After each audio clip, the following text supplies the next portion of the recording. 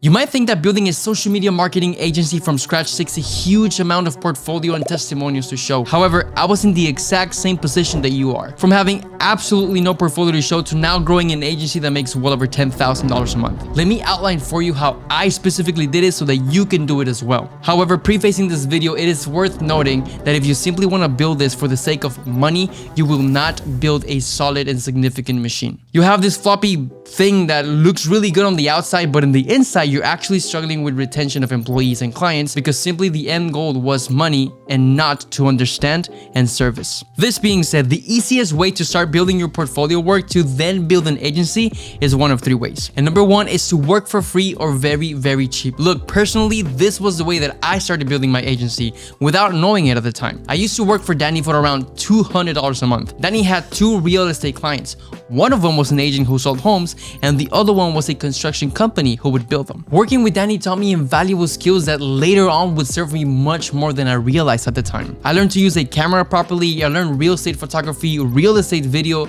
how to use a drone, but more importantly, I started to dabble in graphic design, running ads for clients, and even building campaigns for lead generation. And all of this was possible simply because somebody that had the work to do took me under his wing and allowed me to learn because it was simply what was required of me at the time. The second way that you can start building your portfolio to get clients later on is to start working on a passion project loudly. Now, what do I mean by this? Let's say that you're a car enthusiast and you know that whatever you do, if there's cars involved, you're gonna love the work that you do. So in this case, starting your portfolio could look like going out to car meets every single week and photographing cars and their owners for absolutely free. Go ahead and gather their phone numbers and then getting home, throw these photos in Lightroom, watch a quick editing tutorial, and send the edited pictures their way. Now, you might think that this is like a fantasy scenario, but 6 months ago, I was talking to a young entrepreneur who wanted to start in this field, Fabrizio. He started noticing that high-end cars would meet at a specific restaurant. So what did he do? He got close and offered his photos for free and started building a portfolio of work.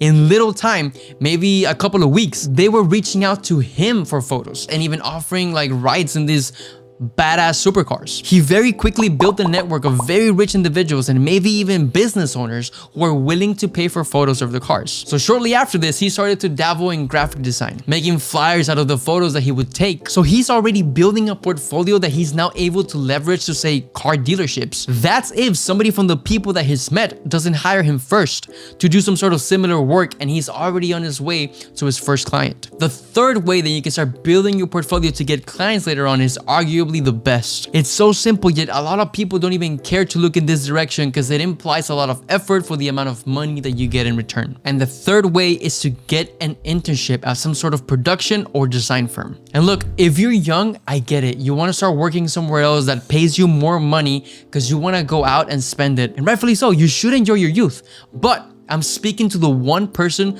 who doesn't really care or bother to go out drinking and partying and actually wants to build something significant in the future. And if that's you, keep watching. An internship at one of these places will allow you to learn everything that working for free will, and it allows you to start building your network in a more corporate setting depending on where you apply. Compared to the second way, getting an internship puts you already in front of interested people and companies and the right network that is likely to give you work later on without sorting through everybody that you've met. However, the only downside to this third way is that getting in can actually be quite hard. I know I said that a lot of people don't look this way, and while that is true, most don't.